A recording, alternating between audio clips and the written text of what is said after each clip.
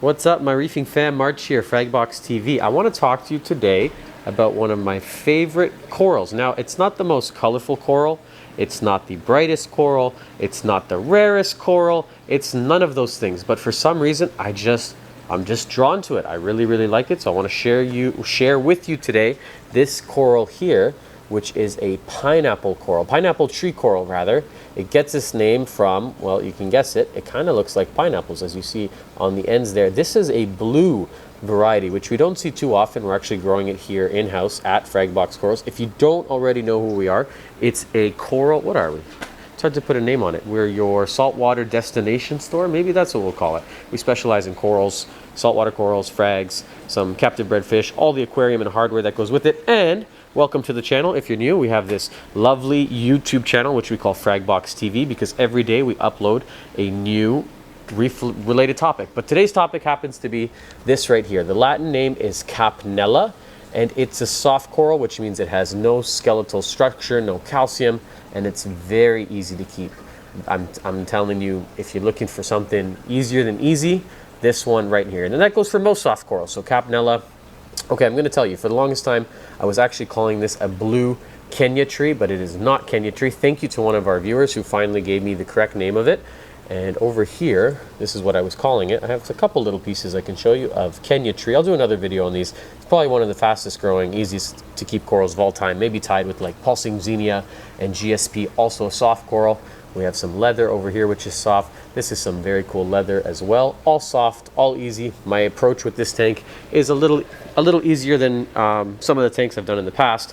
I'm going to do some mixed LPS, some softies, maybe some hard corals and SPS across the top. So typically soft corals are going to want to be low to moderate lighting, and same with flow. But these, I'm going to tell you, are kind of breaking that rule. They're, as you can see, they're quite high up. I have this one over here getting about 350-ish sort of par, right next to some SPS, some hard coral, and some birds of paradise against Stellata, some other hard coral in the back. He's getting a ton of light. So if you read online about the pineapple tree coral, people are going to say low to moderate light. I have it acclimatized to higher light, and it looks very happy. This is a good sign. As you see here, the polyps are out. I'm going to show you one really cool thing because I just found it and it kind of inspired me for today's video. I found this turbo snail. Look at this guy. And somehow, I haven't figured it out. So if you figure out how he did it, maybe comment below. Let me grab him and show you what I'm talking about. He has a piece of the pineapple coral growing on his freaking shell. Look at this. Oh, I'm bothering the egg hens. Come here, puppy.